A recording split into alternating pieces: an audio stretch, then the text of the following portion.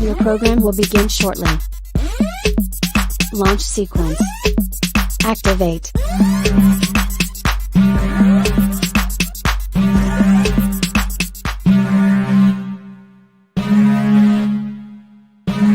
Warning, the following content is not politically correct. Viewer discretion is advised.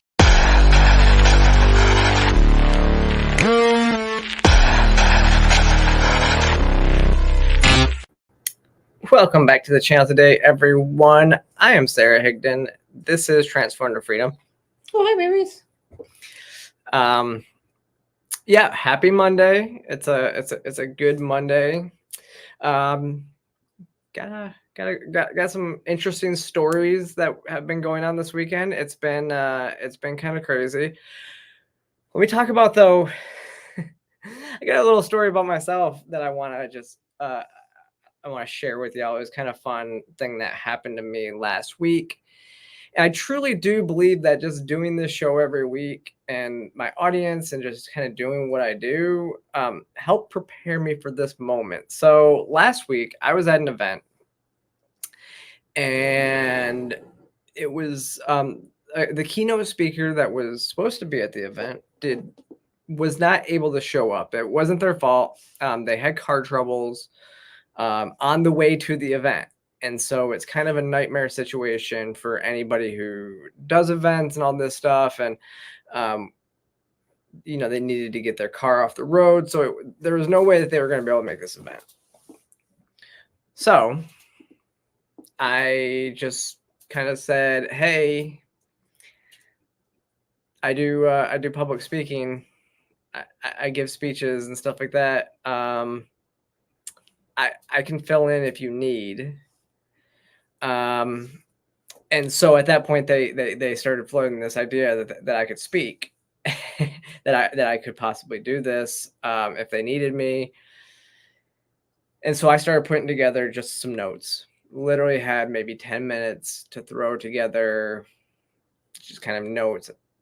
So in the end, I basically went off the cuff to discuss trans issues, queer theory, all the stuff that I talk about quite a bit and obviously know very well. It was about a 45-minute to an hour presentation on it. I was like, I didn't even know I could do that. So something that I was quite proud of to do myself. And it really does, if you're in this type of space, you really do need to know your stuff. Know what you're going to do. I mean, you talk about elevator pitches. That was more than an elevator pitch. And I will tell you, if you are nervous to do stuff like public speaking or getting in front of a camera, just do it. The only way to get good at stuff is if you do it. I was somebody who in college, I couldn't give a 15-minute presentation. I was not very good at it. I was really not good. I couldn't, a 15-minute presentation for a speech class was difficult for me. So to see that I now just last minute can get up and do a presentation like this off the cuff with no warning, kind of impressed myself. I've always said that I could do it, but never been put in that situation. But I did offer, and I'm glad they took me up on the offer because it was, it really worked out well. I'm glad I was there. And now I hope to hear that speaker who was supposed to speak there, hopefully that we reschedule soon because it would have been a great event either way. But I just tried to fill in and do what I could. So that's just a funny little story that I had happen last week. So it was cool. But jumping into the news, we got some stuff off the top. There is some big news, actually. Another big win in the trans space and allowing, in saying that children should not be able to transition. So The World Health Organization, in their transgender guidelines, they are no longer going to be doing any recommendation for children and adolescents because there is a lack of evidence. So this is pretty good news.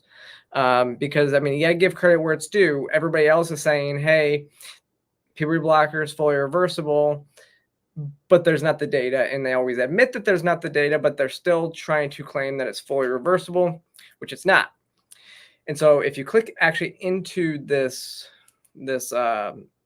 article that came out, I guess it was on December 26th, but it says it was updated on January 15th. They are extending the public comment deadline regarding its planned trans and gender diverse guidelines out to February 2nd. So we won't get those for about another week or so. But the first thing on it, the World Health Organization transgender gender diverse guideline will address treatments of adults exclusively. It will not issue recommendations for children or adolescents. World Health Organization stated that due to uncertain evidence for affirming care for children and adolescents, it will focus its recommendations on adults only. They acknowledge the evidence base for children and adolescents is limited and variable. Regarding the long-term outcomes of gender-affirming care for children and adolescents is noteworthy. So, again, when they start to say, it's been proven, these things work, it's life-saving medicine, the World Health Organization, the global organization that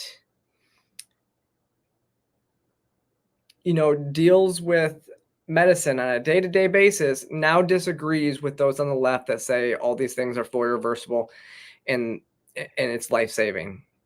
They are literally telling you that there is not enough data, and so they're not going to do anything with recommendations on children. So basically, by not recommending any treatment for issuing guidance only exclusively for adults, should show all these other under health organizations like the American Pediatric Society and even WPATH, which would fall under the World Health Organization. All of them should take notice and say, if the World Health Organization is giving pause, maybe we should give pause too, because there's not enough data out there to prove what we're saying. And if you can't prove what you're saying, if you can't prove that it's life-saving or it's fully reversible or all this stuff, then or even that that the detransition rate's as low as it is, that they say it is, and everything like that, maybe you just stop the practice, do the studies, and then see what happens after that. Because they don't want to do that. They say they do, but then they don't push for it. And so we need the studies. We need to see what happens. We need to prove that the stuff isn't life-saving. It's not, they need to prove it. Otherwise, you are hurting children. And right now, it's basically a giant experiment on children. So this is big news. Happy to share this with y'all because this is something that we've been fighting for a long time. So it's just another win in the win category, right? We have the win that insurance companies are not providing coverage for treatment of adolescents, malpractice insurance companies, and we're de-incentivizing it. And hopefully we de-incentivize it even more to where it just ends the practice of transitioning children completely. So it's good news. But speaking of health organizations, this also came out though. And I don't know why they do this stuff. I don't. The UN hired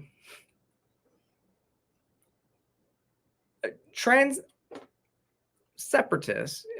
Okay, so if you don't know what the F word is here, it's the gay F word. So self-proclaimed FA, OT, separatist for expert health panel. And of course, people did what they do. They found out that this guy has some really crazy Grindr, X-rated Grindr hookup text and all that stuff. Note to anybody out there, when you share text on apps or with people or in DMs, they are not private. People will share that stuff all over. And especially if you're a public person, they will come for you with that information. There's a child genocide post, it says in here. Let me see. Okay. We're going to pull this up because I did not even realize. Let me see.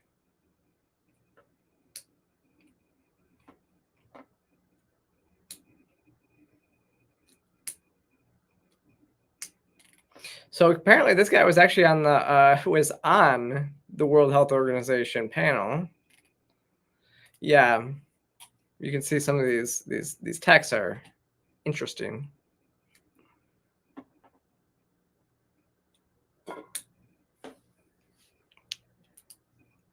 Thank you, Minimalist Bosnian says, thank you for your good work.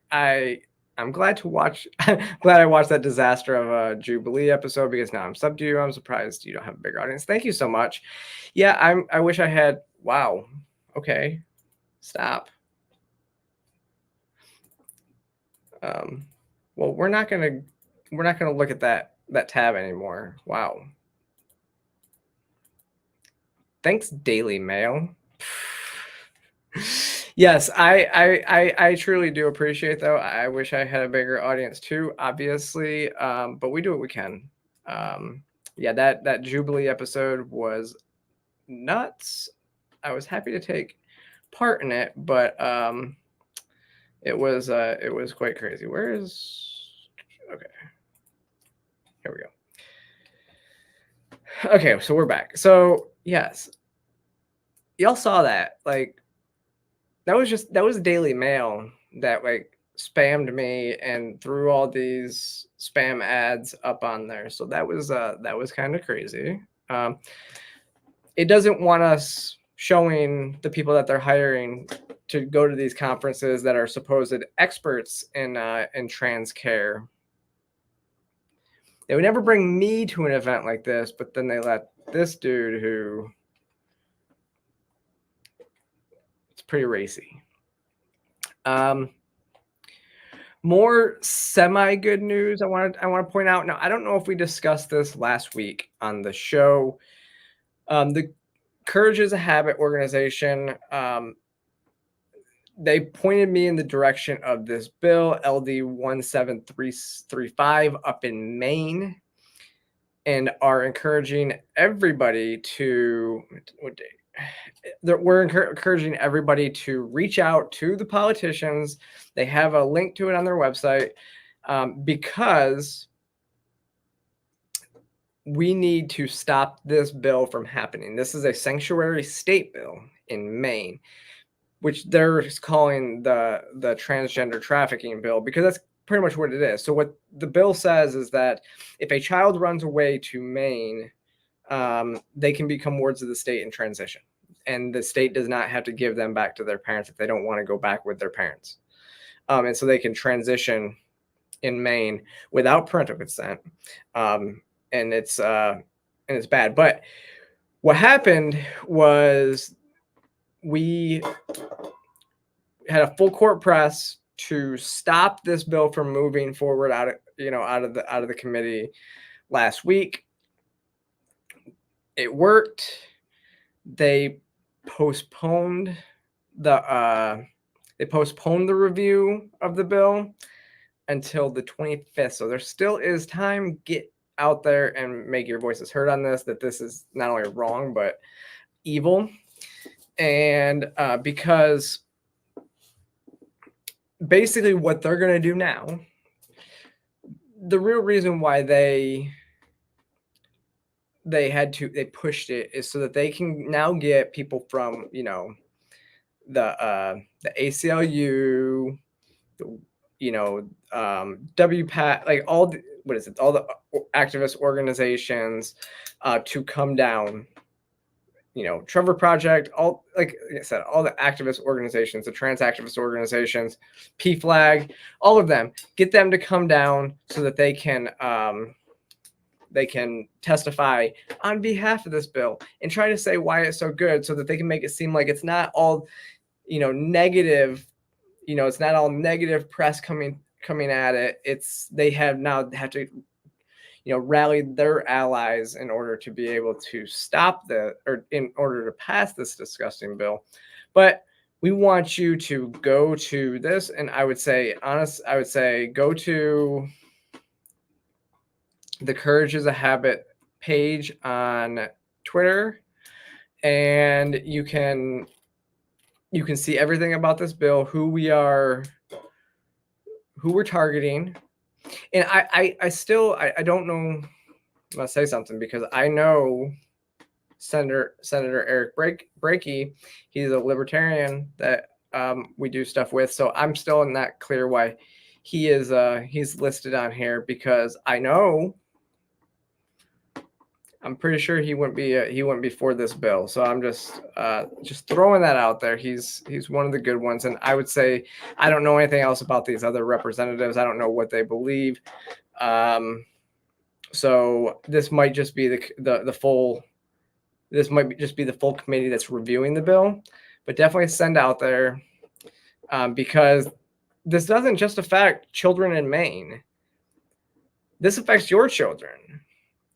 If your children can then run away to Maine to have this done, then this affects your children, and you don't want this to happen. You don't want them to become a safe haven that harbors children from their parents and then allows them to get medical procedures done. Okay, so definitely kind of beat that horse, but go send, like I said, go send these representatives your thoughts on the matter and how evil it is. Thank you. I guess the last of the the kind of notes, stuff that we want to do at the beginning of this show, I do want to say it was actually kind of big news.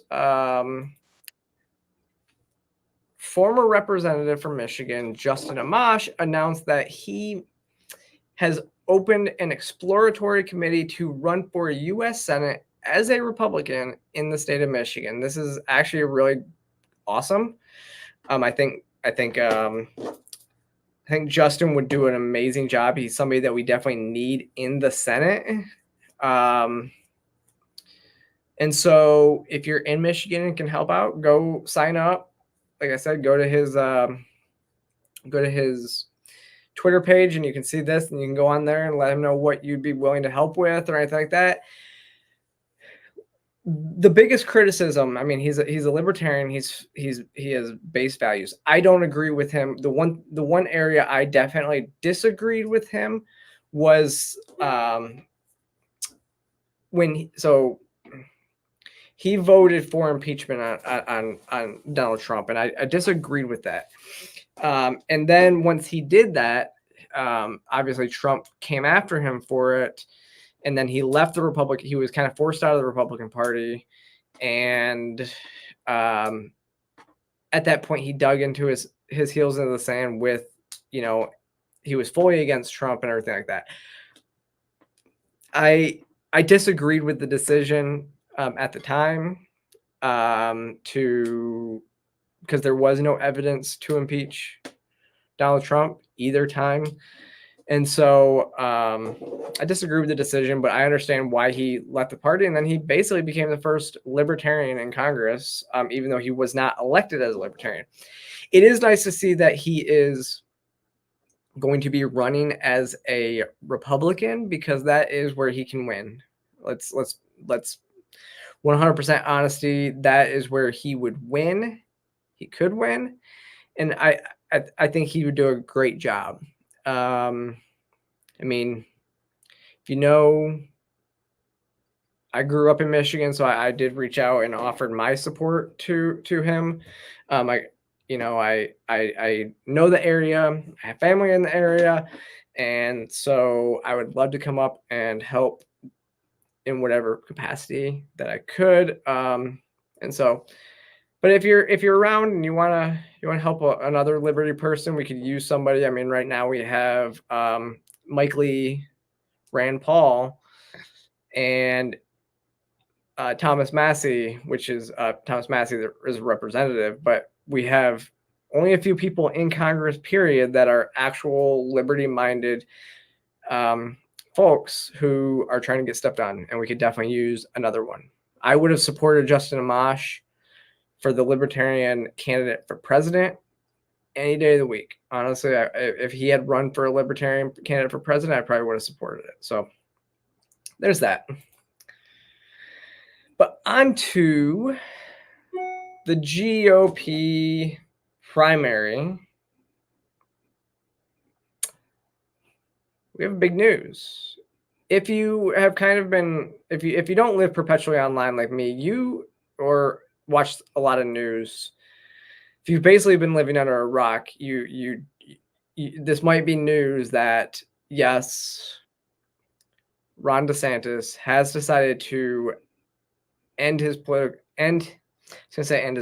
career, but end his campaign for presidency, and endorse Donald Trump, which makes sense.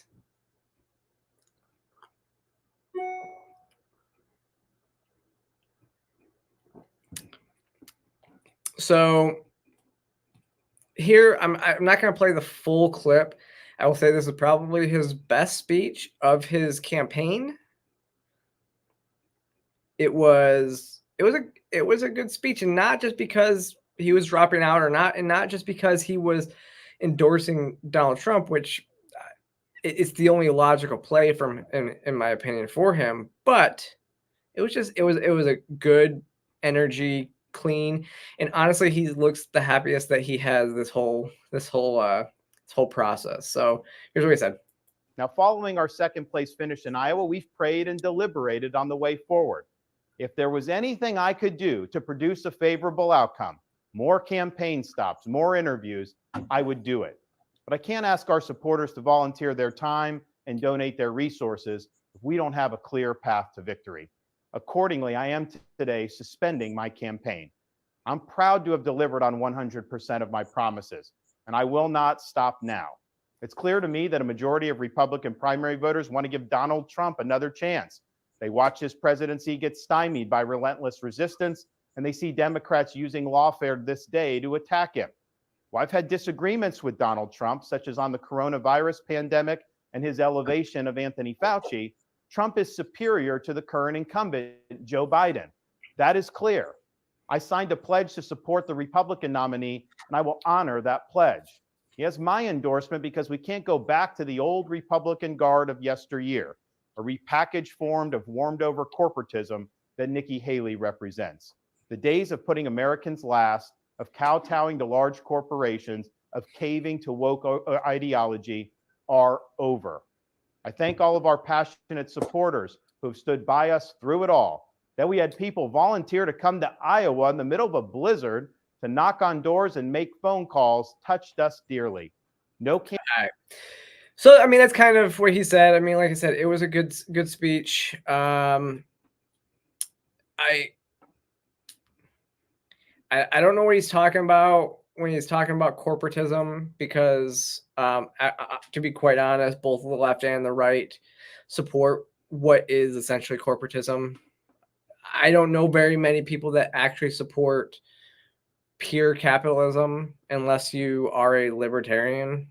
I every day I have people online are talking about what they think, you know, the government should do with private businesses, tell them to make their rules, whether, you know, no matter what that is. You know, so the government's trying to force on both sides of the aisle businesses what to do, but I get it. Haley's bad. I agree with his stance, though, that, I mean, there's really nothing else more that he could do here. And so, I mean, what are you going to do? What I will say, I am kind of surprised that he endorsed Trump so quickly. I guess he did it because he probably saw everything, you know, all the praise that Vivek got after he dropped out after he dropped out last week. But it seems, I mean, it's interesting because you're now seeing a lot of DeSantis supporters vowing that they wouldn't vote for Donald Trump. Which is interesting because it is kind of a slap in their candidate's face, right? I mean, if he's saying, hey, I'm supporting this person, you should too, and now all these people are jumping ship from the person that he's saying to support, I don't know. It was interesting. Yeah, Politico ran an opinion column saying that the DeSantis team ran the worst campaign in history. Total failure launch, which it's going to be interesting because he spent a lot of money. This is what I've seen a lot of people talk about.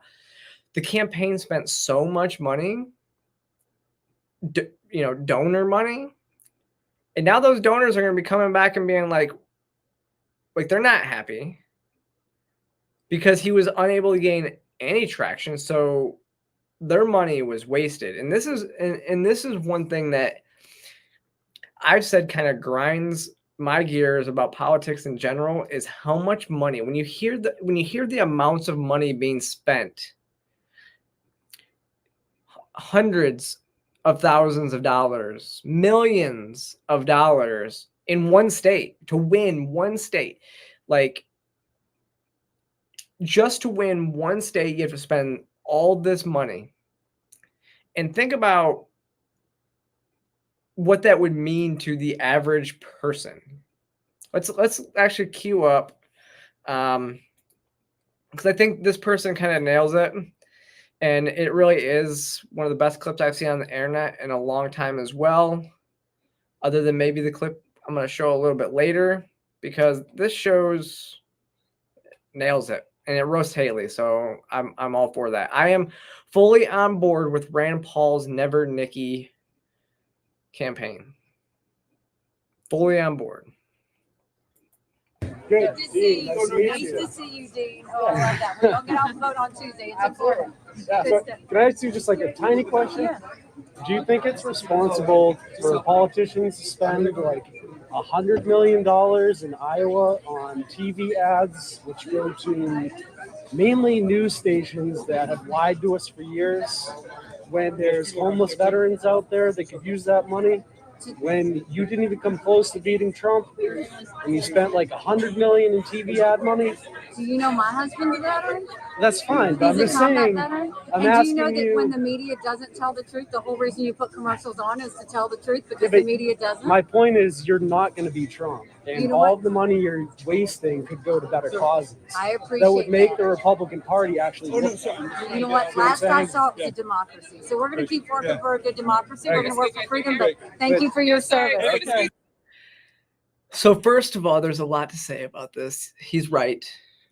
Spending a ton of money to put ads out there. It's going straight to the news networks. It's going to it's going to mass media. It's going to the people that we don't really like. Honestly, you could spend more money on Twitter/X and it would do better and get your message across more than spending it at those places. And you can target ads on social media platforms. So that's one thing.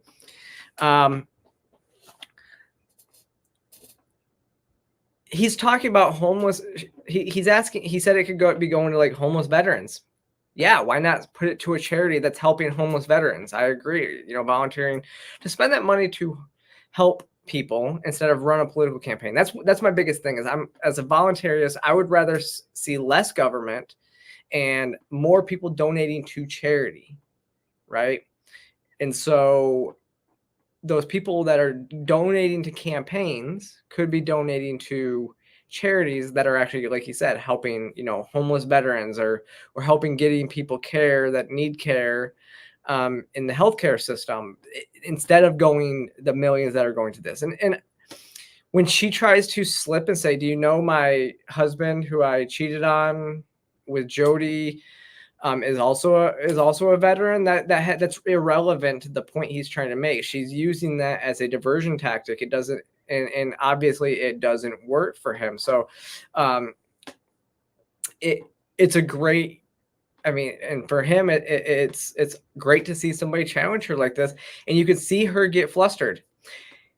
And then look right there at the end. This is one of the things that I picked up on that is quite interesting.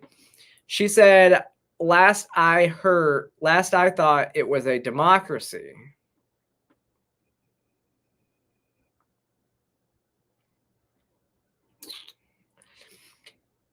Any politician that runs for office that calls our system of government a democracy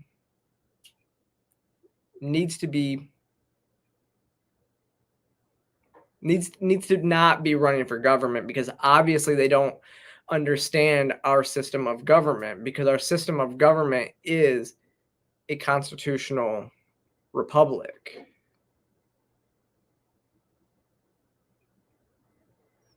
That's a very key distinction.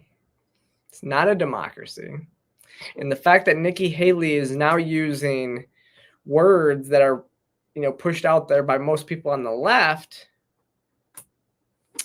tells you a lot that you need to know. But I had an epiphany today, though. I did kind of have this epiphany just before I came on, right? Maybe it is good that Nikki Haley is staying in. Now, let me explain. Let me explain this. Nikki Haley is supported by Democrats. We saw this in Iowa. A lot of people switched over their votes. A lot of people switched their voter registration.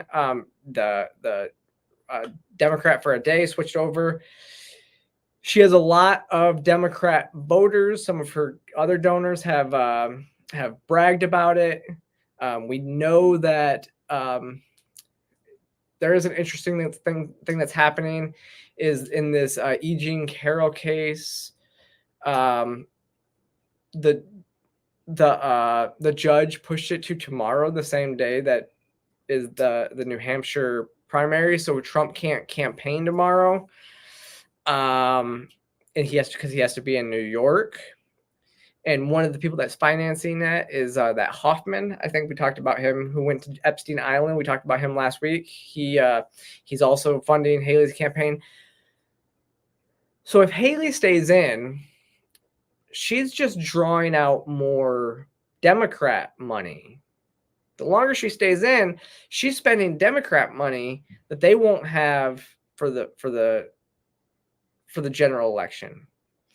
That's a good thing, right? I mean, if you want Donald Trump to win, you want Democrats to spend more on the Republican primary and so they don't have as much money for the general election. I mean, I'm just it's a theory. It's definitely a little bit of a theory, right?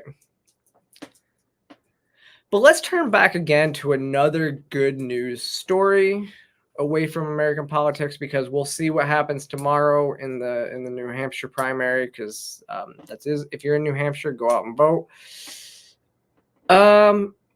But let's talk about Let's talk about Davos. So the World Economic Forum had their annual convention last week in Switzerland, Davos, Switzerland. And it is interesting because, Javier Milei, the new president of Argentina, libertarian president of Argentina, he's an ANCAP president of Argentina. His whole speech was straight fire. And it's funny because when he got elected, a lot of libertarians were saying, we're using the fact that he was listed on the World Economic Forum's website as an attack against him, not realizing that like they list everybody that comes there. So like I think Donald Trump's even on there. Like they list everybody on their website. And so he went straight into the lion's den and told them to their face what the people need to hear. So let's listen to what he said. Like I said, this is only a short clip. This is a short clip of his speech. The full speech is fire. He went after socialism. He went after everything. And then he went straight to talking to the people. And this was awesome. I would like to leave a message for all business people here and for those who are not here in person but are following from around the world. Do not be intimidated either by the political class or by parasites who live off the state. Do not surrender to a political class that only wants to stay in power and retain its privileges. You are social benefactors. You're heroes. You're the creators of the most extraordinary period of prosperity we've ever seen. Let no one tell you that your ambition is immoral. If you make money, it's because you offer a better product at a better price, thereby contributing to general well-being. Do not surrender to the advance of the state. The state is not the solution. The state is the problem itself. You are the true protagonists of this story. And rest assured that as from today, Argentina is your staunch, unconditional ally. Thank you very much, and long live freedom. Damn it. It reminds you of that Ricky Gervais was at the Oscars, literally going in there and telling them to their face that they're stupid and they are the enemy, and that the people that are out there, like he basically said, you are not the solution, you are the problem, to those in the room. I love it. Love it all.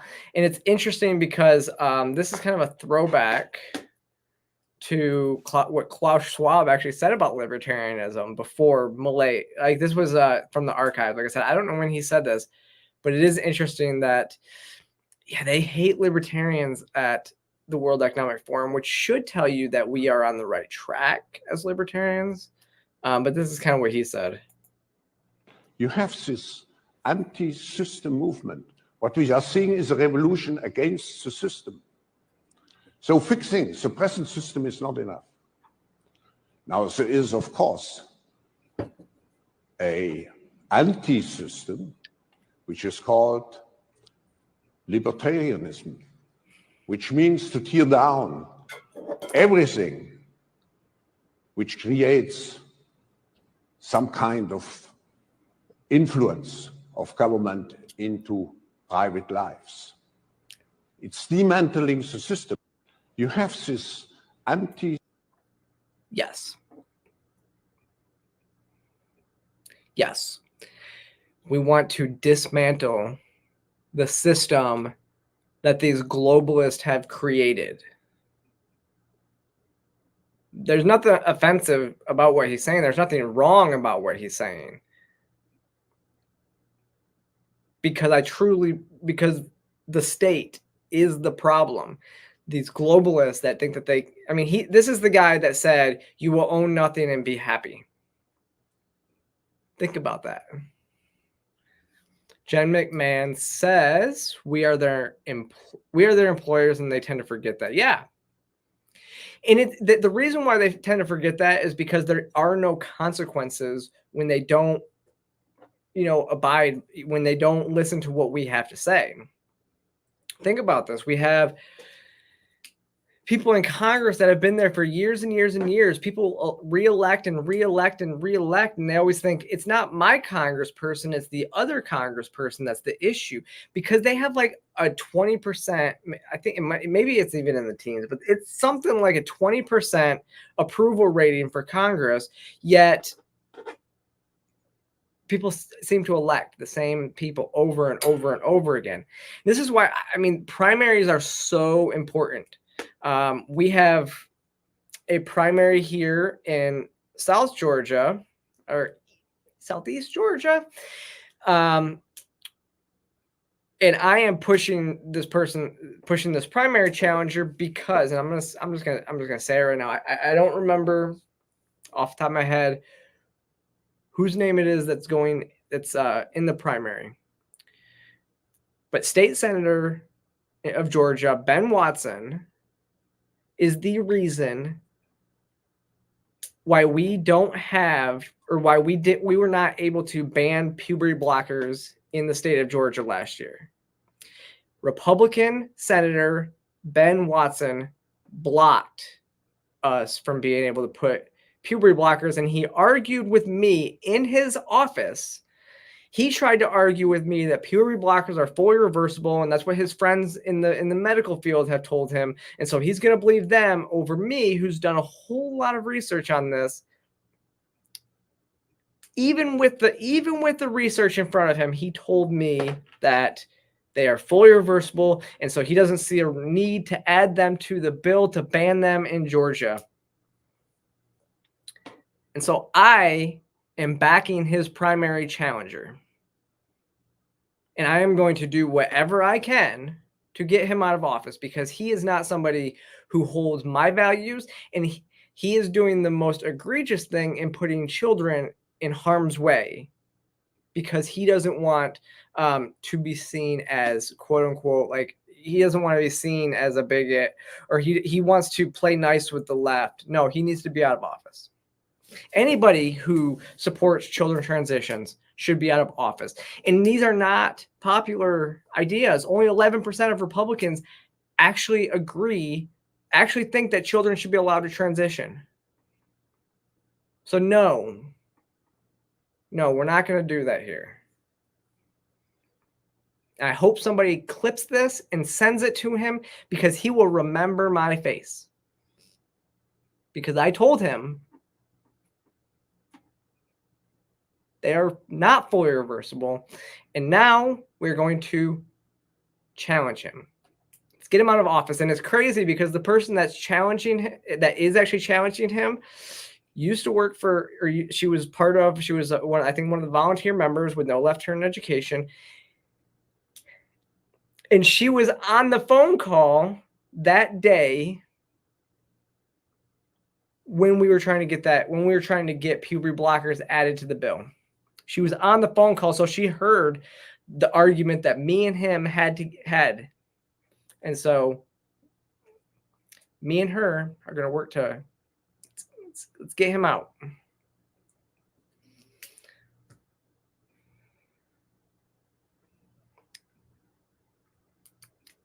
Ronnie, you're in Wisconsin, and your governor is vetoing every bill. Yeah, I did a speech in Wisconsin last January. It was January. Yeah, it was last January. About this time last year, I was in Wisconsin giving a speech. Not a speech. We were doing a panel with Chloe Cole and Jeanette from Partners for Ethical Care, and all that. And that was one of the issues. I spoke with some of y'all's representatives up there, who there was like 3 people that were part of there was like a few that were in the state legislature that I talked to when I was up there. And so, yeah, I've offered my help up there as well. Anybody that's up in Wisconsin, honestly, any politician around the country that needs help with this stuff, we're going to work on it. I'm here to help when it comes to passing bills to prevent children from transitioning, when it comes to stopping males from competing in female sports. Like that's one of the things that's big on my docket for this next legislative session is to stop males from competing in female sports. Been talking to some organizations about how we can do that in different areas. So that's one of the things that we're doing. I've been talking to legislators about that as well. But there's a lot of issues out there, along with preventing schools from being able to keep secrets from parents, which in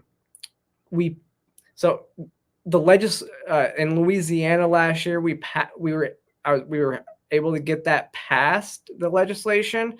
Governor vetoed it, and then they never brought it up for a veto override like they did with the bill that we passed to ban transition. So those are the types of bills that I'm very passionate about and looking forward to working with anybody. So if y'all are out there and you're listening to this, send this video to your state reps and let them know, like clip this part and say, hey, Sara knows her stuff. Sara will come and speak on any bill if you have her. Let's talk. I'm talking to all legislators out there. Let's talk. These are the types of issues that we need to be focused on. Yeah. One of my so if you're new here, that's one of my quintessential rants that I will go on from time to time, because these things are important and we really do need to push for better legislation. Yeah. No, you're right. You're right. Jen McMahon says people are so forgetful when it comes to politics. She lives in California, and my fellow Californians completely forgot about 2020 and the big demic, and voted for Newsom again. Yeah, remember when Gavin Newsom came up for when he was recalled, had a recall vote on Gavin Newsom, and he was able to get back into office. These things don't make sense. Like, you had the same people, and this is my thought is, we see all this conversation online, and I always say that the internet's not real because there's so much conversation about everything online, but then the average person, when you get out there, one, they don't really care too much about like what we care about online, and two, they don't necessarily know or pay attention to what's happening in government or what's being passed, nor do they really care unless it affects them. And then they complain about it, but then they don't actually change and vote differently when so they'll vote red or blue or whatever they've done for a long time, unless somebody actually comes and explains to them something that they didn't like that the other people can change. And then there is a certain, and people on the left tend to vote more. They always make these emotional arguments. If you saw in that Jubilee episode, they make these emotional arguments instead of the logical arguments. But at some point, the emotional arguments fail because the logical arguments turn into appealing to emotion when you do it right. Like transitioning children. Children cannot consent. The reason why like detransitioners, other than the fact that they left the cult and now they're a danger to the cult, detransitioners are so dangerous because they appeal to the emotions of the people they're speaking to. Their stories invoke negative emotions, and that is how you destroy the thoughts of people on the left, because again, because the left is able to appeal to a large mass of people, not by using facts and logic, but by using emotion. Talking about suicide issues, talking about, it's life-saving, basically it's a transgenocide, all these things. Those are the things that they say and do. So yeah. All right. So we're going to move on, though, and talking about appealing to emotions. If you did not see this week, big story, big to do about the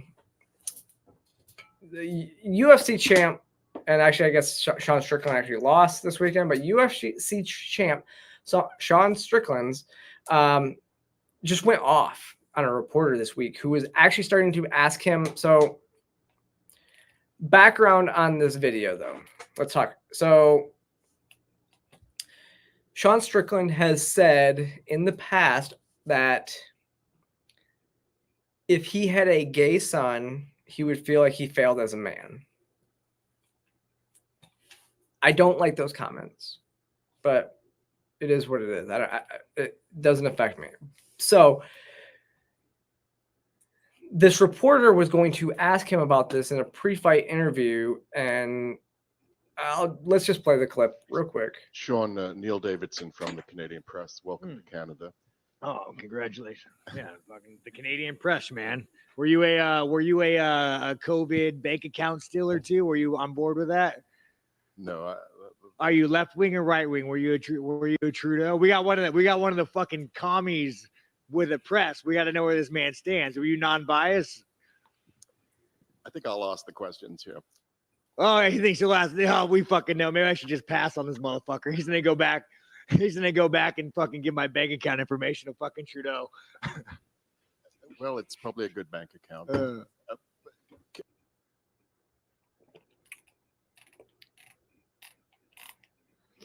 Let me see. Oh, that was not.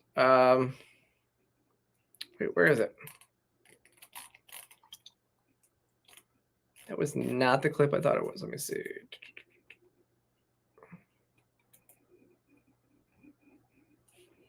Okay.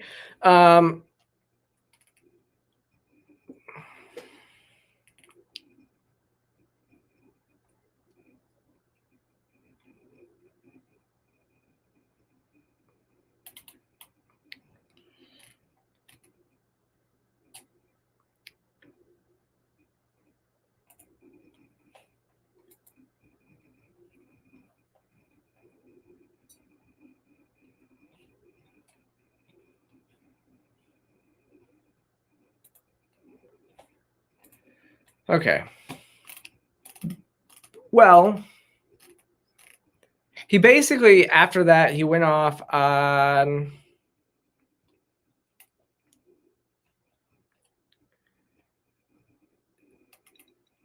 so he was asked about his previous comments. He said, "Are you gay?"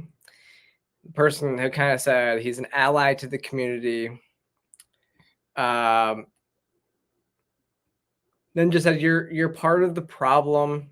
You elected Justin Trudeau. The fact that you have no backbone and he shut your country down, seized bank accounts, and you ask me some stupid S like that, go fuck yourself, he says.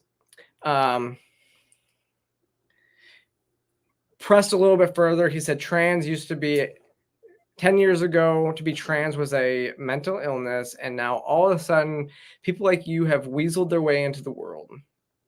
You are an infection. You are a definition of weakness. Everything that's wrong with the world is because of you. The world's not buying it, all this stuff. So those comments, depends on the way you look at them. They could be considered transphobic, homophobic. It seemed like he more wanted to talk about his left-wing policies and pushing back against like Justin Trudeau for me, but I don't think he's a big fan of gay or trans people. You know, I don't think that me and him would have a great conversation, but you know, I don't really care. He has a right to his opinion. So post-fight interview, of course, Dana White gets asked about this and asked if there was a line basically that was going to be crossed. So here's what Dana said when the reporter, I think, let me see. Oh, wrong tab.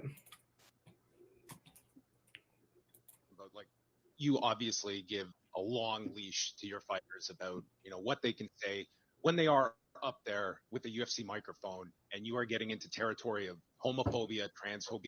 Is there? I don't give anybody a leash. Well, I'm saying you. A leash? I'm like free speech. control what people say? Going to tell people what to believe? Going to tell people? I don't fucking tell any other human being what to say, what to think, and there's no leashes on any of them. What is your question? I was asking that question. I'll move on though. Yeah, probably a good idea. That's ridiculous to say I give somebody a leash. Free speech, brother. People can say whatever they want and they can believe whatever they want. Yeah. I appreciate this stance completely. I appreciate that these guys are fighters. Like if you're in the fight industry, you're gonna have characters who are, you know, maybe not the best moral characters, or, you know, I don't know, maybe like he said, people know who Sean Strickland is, and they tried to set him up. And later in the interview, he said they tried to bait him with that question. And you know what you're going to get from somebody like Sean Strickland. You know, it is interesting. You have the freedom to say whatever you want, and I have the freedom to not associate with you. That's fine. I had no issues with that. And that's exactly what Dana White's saying. And I wish people would actually play the clip after, like what Dana said right after this. So this is at the end of that clip. He points out something that is so important, because as a person, you give words power over you. If you're offended by what Sean Strickland says, that is a you problem. It's not necessarily a Sean Strickland problem. If you get into your feelings, like I can say those words are, what he said was offensive. If you feel it that way, if I feel that way, I can say that, hey, maybe it was homophobic, it's hateful, but he has the right to say what he wants, and that's the way that I would take that. And this is exactly what Dana White nails this right here. And this is interesting because I didn't know this until I watched this interview. Until I watched the interview. So I was writing that article and I was watching through the interview to see if there was any more context to it that the social media had kind of left off. This is what I found, actually. This is cool. And I don't think there's any. We had two gay women who fought in the co-main event. They sat on the stage with Sean Strickland. They could give a shit what Sean Strickland thinks, or what he says, or what his beliefs are, or what his opinions are. You know what I mean? Go ahead. What do you got? I want to go back as well. A number of months. So that's, I mean, ago you spoke. Right. That's important right there. They sat on the stage with him, heard his comments. They don't care what somebody like that has to say. I mean, these people are fighters. They go out there, they say some of the craziest stuff to each other anyways to hype fights. You can't, I mean, but I did not know that the two women that fought in the co-main event were also, you know, they were two lesbians. So I think, are they going to get in their feelings? No, probably not. Who cares what Sean Strickland says? Why get so worked up? Honestly, all the people that got so worked up about this did was boost this. Like, if you're upset about, like, even just asking the question, if asking the question boosted his views, I would have never known Sean Strickland's views on homosexuality unless that reporter went to ask that question, and then it blew up online because people got offended by it. Like, all they do is the Streisand effect this stuff and blow stuff up online and make it even more bigger deal than it really was. So I appreciate somebody like Dana White. Fully, absolutely. He nailed that question. He handled it so well. Yes, Ronnie, he handled it so well. Let me see. But we're coming down to the top of the hour, but I do want to kind of point out this last interesting story. So the Patriot Front, Elon Musk said, just follow them. So if you didn't know, the Fed organization, I mean, the quote unquote white supremacist organization, the Patriot Front, was out marching in New York City this week. And obviously the same things. It's their feds, their feds, their feds, their feds. That's what you see online. Nobody really worries too much about that. Now, what is interesting, Elon Musk noted this over the weekend. He said, why doesn't the media or government care about their identities? He shared a picture where they were arrested, and all of them were masked when they were arrested. Like they were still allowed to be masked when they were handcuffed on the ground. It seemed kind of weird. Now, I don't think that the Fed can just be like unmask people, because there is a free speech aspect to anonymity. And they have a right, as long as they're not doing anything illegal, they have a right to say hateful things and be anonymous in saying those hateful things.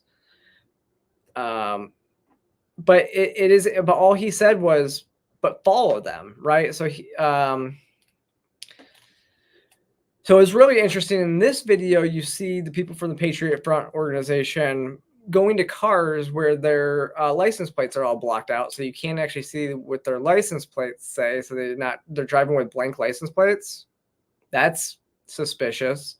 Elon Musk said, seems like they should be followed and unmasked. Why doesn't the government or media care about their identities?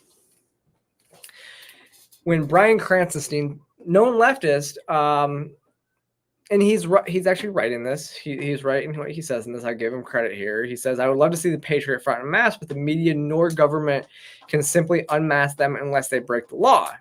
It would be assault if done physically. As much as I hate it, even hate has rights, unfortunately. That part he's right. He said he finds it insane. I find it insane that people are in such disbelief. I think he thinks that he does not believe that this is a conspiracy. He believes that it's actually a hateful organization that just so happens to have cover by the U.S. government. It's interesting, right? But Elon Musk just said just follow them, and actually Cranston then said, I'm surprised it hasn't been done yet. It's true. Why aren't journalists or anything like that just following them to their next location? I've never been around them, so I've never been able to, follow them to their where they go or anything like that.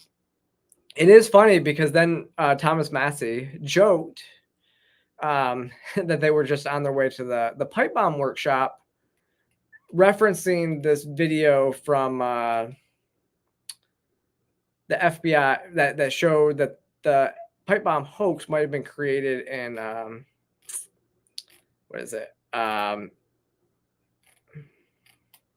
the pipe bomb hoax was promoted by the FBI, and it was apparently the person in the video was not just somebody walking by the office and saw the pipe bomb. It was so the pipe bomb, the bomb that nearly killed Vice President Kamala Harris on January 6th, said the FBI, but now the former FBI official who oversaw the investigation said it couldn't have. In fact, the bomb appears to have been a hoax created by and covered by the FBI and Secret Service. Yeah, there's a lot of stuff coming out about that, so pay attention to that, because it does seem, again, maybe the feds have a role in some of this stuff. Don't know for sure, YouTube, but we see it. But it's interesting because this is, again, reminiscent. Their license plates are blank. And it kind of reminds you of this clip here in DC, last year? Where they went down into the DC subway station and the police blocked anybody else from following them into the subway station. So they were just able to ride on out without anybody following them. Again, it seems really weird that the police would just let them have the subway station all to themselves and not let anybody through. I'm not saying that I'm not saying that they're feds. I'm just saying it's suspicious. But with that, y'all, thank you again so much for joining me for another episode of Transformative Freedom. Remember to click that like and subscribe button below. Follow me across all social media platforms, and I'll see you next time.